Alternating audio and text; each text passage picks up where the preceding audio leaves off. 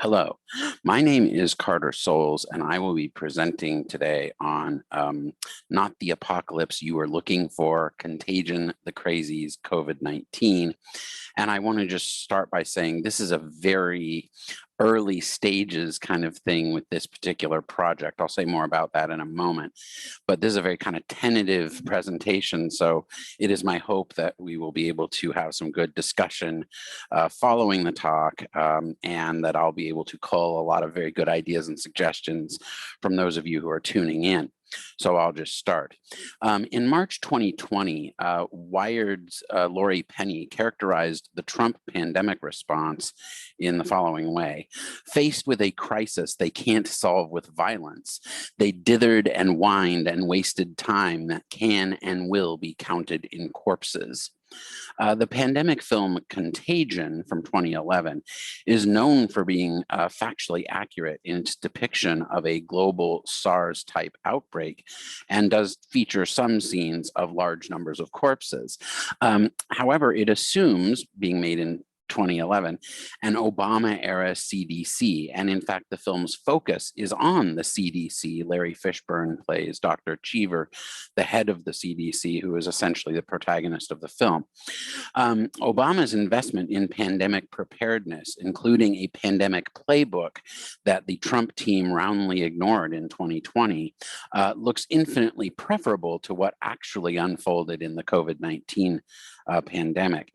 The initial response under Trump was what, unfortunately, much more like the confusion and chaos depicted in George A. Romero's The Crazies from 1973.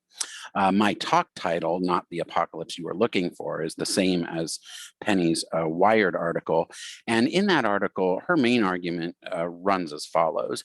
Most of our collective post-apocalyptic visions have in common the fantasy of the world becoming smaller.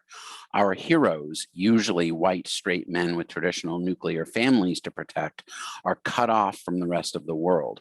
The daydream is of finally shaking off the chains of civilization and becoming the valiant protector or tribal warrior they were made to be. But Penny says instead, in the real COVID-19 pandemic, the world feels larger, not smaller. Right now, with over a third of the world in some kind of lockdown, with the entire world going through some version of this crisis, we are suddenly frantic to touch one another. And that disparity between those two things, the way Hollywood films or just the popular imagination think about pandemics versus our kind of lived experience of this one, is the main subject of my talk. Now, again, this is a very tentative foray, and I want to acknowledge that this may seem a little strange that I'm talking about the COVID-19 pandemic, and yet both of my films were made well before that. In part, I am waiting for sort of COVID-19 cinema to happen. I realize there are some documentaries that have already been made, and I will be looking at those probably, but I'm kind of waiting for the first fiction films dealing directly with the COVID-19 pandemic to come out. And indeed, these analysis today of these two films is part of a larger project in which I will be kind of looking at the pandemic cinema subgenre or mode, and looking even at some other earlier films as well, like the Andromeda Strain from 1971 or 28 Days Later, or some others. So just bear that in mind, please. It's just kind of a small cross-section of a larger thing. But one thing I did want to kind of start with are a couple images that I think are very central to this sort of idea of pandemic cinema, which would be here the image of hazmat suits. I have seen a lot of films lately that have characters running around in various versions of these kind of white hazmat suits. It's kind of the one key staple of these films, or it's one of the key visual staples of these films. And here's my favorite shot from Romero's The Crazies. Where do we begin? Let's start with Contagion. So one of the things that's at play in this discrepancy, you might say, between our imagination of a pandemic and our experience of it is in part that, as Michael Crichton says in the Andromeda Strain, is that humanity actually lives in a sea of bacteria, as he puts it. He says everything they owned, everything they touched, every breath they breathed was drenched in bacteria. Yet most humans don't think about that too concretely. So understanding the danger of a pandemic in real life, right, depends upon intelligence, abstract thinking, science, right? So the problem is our cinema often prepares us to see pandemics as kind of these discrete, sudden events, right?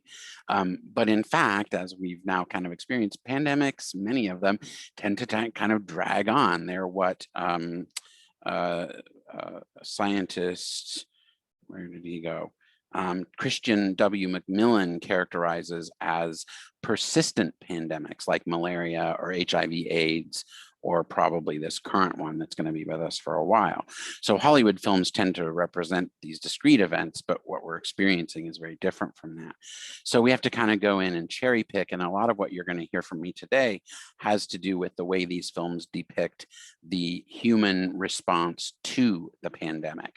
So in Contagion, the focus, as I've said, is on Dr. Ellis Cheever, and to a lesser extent, Matt Damon's family, the Emhoffs. But certainly at the center of Contagion is a kind of family melodrama involving Dr. Cheever. So in the film, Kate Winslet plays Dr. Erin Mears, who is kind of a surrogate daughter to Fishburne and to Cheever, excuse me. And so as the film kind of unfolds as a procedural with these scientists trying to figure out a way to get a vaccine for MEV1, the name of the fictional virus in that film. The real drama kind of happens as Cheever tries to coach Dr. Mears through her experience in the field, and ultimately makes a decision to give up his own dosage of the vaccine to an employee, played by John Hawkes, the custodian at the CDC. His son needs the vaccine, and so Cheever gives up his dose to that kid.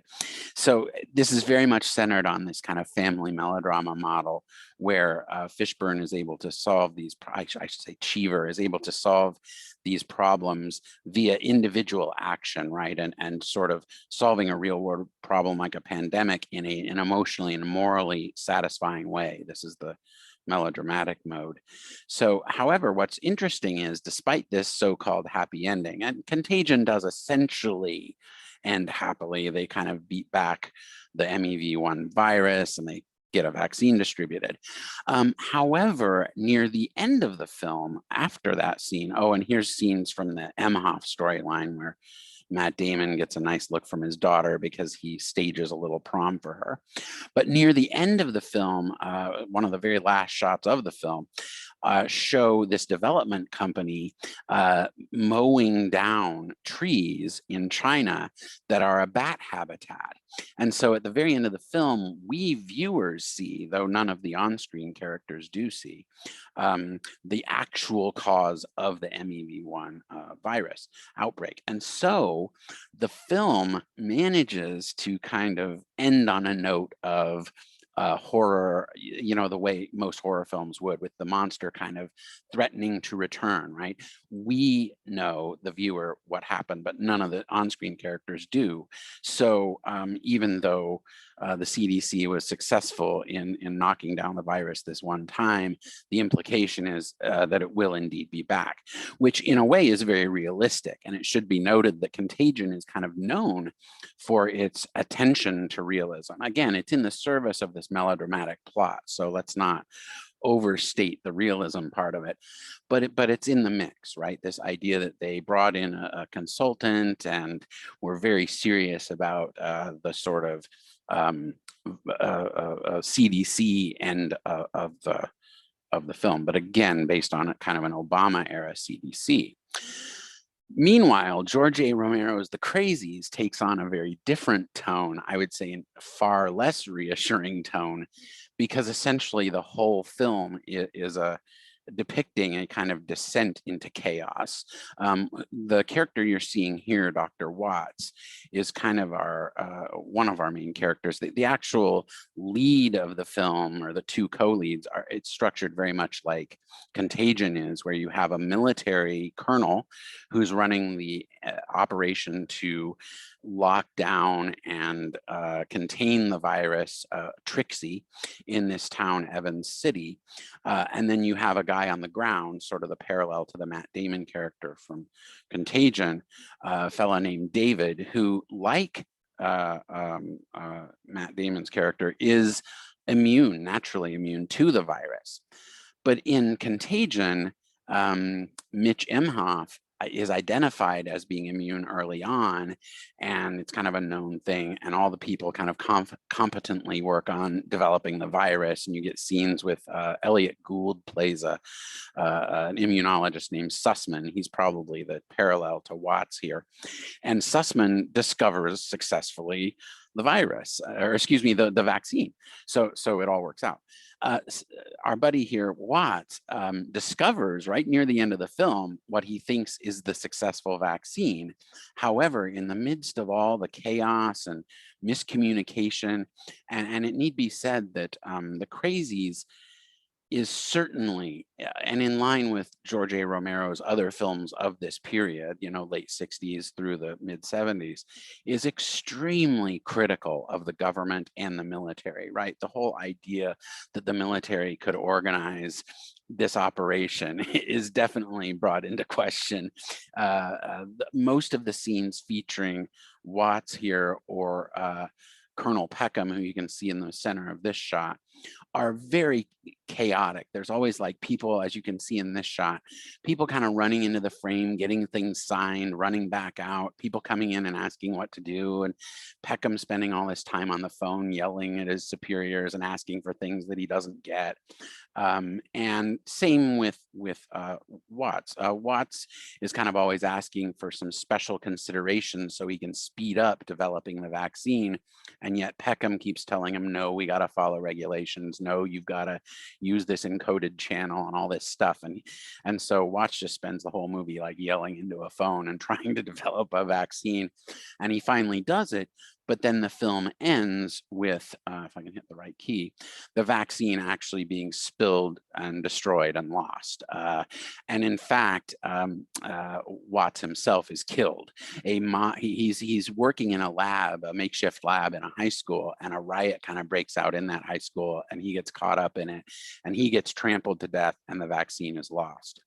And in fact, the film ends, the final shots of the film are David, the one naturally immune person in the town, kind of crossing paths with Peckham as Peckham is deployed to yet another city that's suffering from the outbreak of the Trixie virus. So, you know, there's not much hope there. And in fact, this is in line with what many commentators like Ron Becker have said of Romero's cinema in general of this period. It's very bleak. Yet, in a way, in terms of at least the mood and some of the specific incidents of miscommunication, misinformation, and ineffective response, this film rings really true in terms of how the Trump administration handled the virus. In its depiction of the fragmented, ineffectual human response, Romero's darker and chaotic film sort of metaphorically expresses what happened under Trump. Incompetent guidance at the national level, leading to outbreaks of shocking public violence, in addition to the virus run amok. One of the most interesting things about the Crazies is that the virus, which by the way, of course, is a virus developed in a government lab, right? So in Soderbergh's film, in Contagion, the virus is set loose by human action, right? People going in and developing land and displacing bats from their habitats, and then they get into a meat processing plant, a pig processing plant, and so on and so forth. But in Romero's vision of this, it's actually not even a lab leak, but in fact, kind of a quasi-deliberate leak of the virus. This is a virus being developed by the US military, and it accidentally escapes due to a plane crash. So in that sense, the film is much more paranoid as well. But again, reality, our reality, COVID-19 reality, once again, may be swinging around to agree more with Romero.